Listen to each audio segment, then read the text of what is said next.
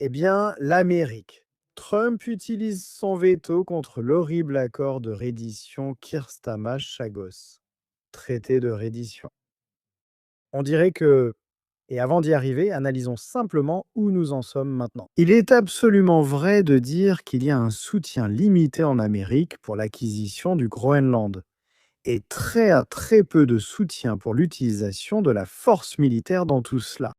Et il est également vrai de dire que la majorité des Groenlandais ne veulent pas faire partie des États-Unis. Cependant, la partie que beaucoup semblent ignorer ou ne pas rapporter est celle-ci. Il est également vrai de dire qu'une majorité de Groenlandais souhaitent l'indépendance vis-à-vis du Danemark.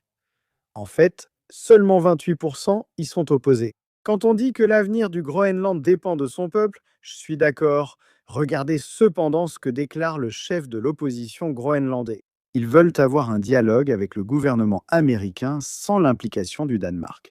Et le chef du plus grand parti d'opposition du Groenland dit que le Danemark s'oppose à la fois au Groenland et aux États-Unis. Et il faut noter que tous les partis au Groenland veulent l'indépendance vis-à-vis du Danemark. Mais vous pouvez voir ici que le ministre des Affaires étrangères du Groenland dit que le Groenland ne peut pas mener de discussion directe avec les États-Unis sans le Danemark, parce que ce n'est pas légalement autorisé. Donc, je pense que c'est important pour comprendre le contexte concernant le Groenland et la réalité de la situation. Quand il s'agit des commentaires de Keir Starmer, je pense que l'hypocrisie est absolument stupéfiante quand on compare ce qu'il dit sur le Groenland à cette horrible reddition des îles Chagos sur laquelle nous avons maintenant vu Trump intervenir. Eh bien, merci beaucoup à Wayfood d'avoir sponsorisé la vidéo d'aujourd'hui. J'adore vraiment Wayfood. C'est la saveur banane. Vous pouvez voir le reste des saveurs là, dans mon frigo. Après avoir fait du sport le matin, chez moi ou en rentrant, j'ai tendance à faire ça. Avoir une de ces bouteilles, pleine de vitamines et de minéraux, beaucoup de protéines par bouteille, sans sucre ajouté, très pratique, très savoureux, et ils en ont entre le 20 et le 25 janvier, une grande promotion jusqu'à 25% de réduction en ligne. 5% supplémentaires avec le code que vous voyez à l'écran.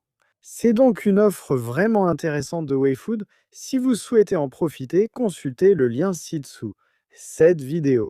Et vous avez vu de nombreuses personnes dans ce pays démonter l'hypocrisie du gouvernement britannique. Sur le Groenland et les îles Chagos, voici Kate Hoey à la Chambre des Lords au Parlement. La Première ministre a dit que les Groenlandais doivent avoir leur mot à dire sur ce qui se passe. Et j'accepte cela totalement. Expliquez-nous la différence entre refuser totalement aux Chagossiens le droit de s'exprimer chez nous, acheter, vendre les îles Chagos et payer pour le plaisir de les envoyer à l'île Maurice.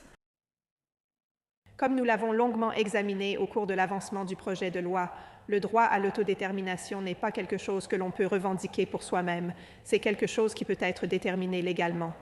À chaque fois que cette question a été examinée par un tribunal, notamment au Royaume-Uni, Mahé, les Chagossiens, et nous pouvons tous avoir nos propres sentiments et émotions face à cela, je sais que c'est mon cas. Juridiquement, les Chagossiens n'ont pas droit à l'autodétermination pour l'archipel des Chagos. Mais les Groenlandais, eux, ont ce droit, et nous respectons leur droit à l'autodétermination. Ce qui arrive au Groenland est une question qui leur appartient, ainsi qu'au Royaume du Danemark.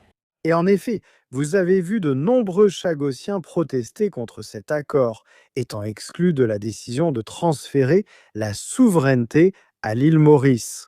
Voici les citations. « Je préfère mourir pour mon pays que de le voir aller à l'île Maurice. » C'est le niveau de colère et il est partagé par de nombreux Chagossiens.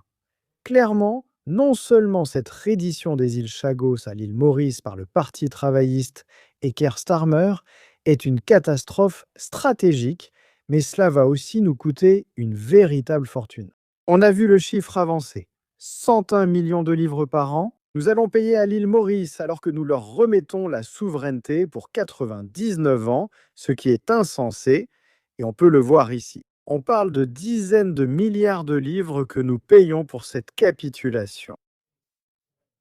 Mais ce qui est intéressant, c'est que le gouvernement a confirmé que cet accord n'irait de l'avant qu'avec le soutien du président Trump. Si le président Trump n'aime pas l'accord, il n'avancera pas, car nous avons des intérêts militaires et de renseignements communs avec les États-Unis. Ils doivent accepter l'accord, sinon il n'existera pas. Et c'est ce qui rend, comme le souligne Nigel Farage, les commentaires de Trump aujourd'hui si importants, si déterminants, en fait.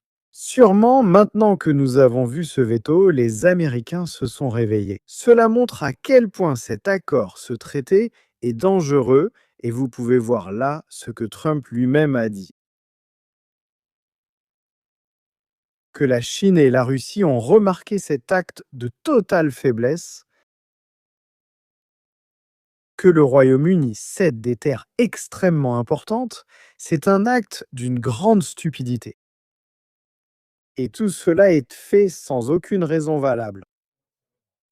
Donc je pense que c'est maintenant absolument clair quant à notre position. Espérons que cela suffira maintenant à couler cet accord pourri, terrible, dangereux et coûteux. Mais comme toujours les gars, je continuerai à vous apporter toutes les dernières informations à ce sujet et bien plus encore. Alors s'il vous plaît, mettez un petit pouce bleu à cette vidéo, je l'apprécierai vraiment et bien sûr, comme toujours, merci de regarder.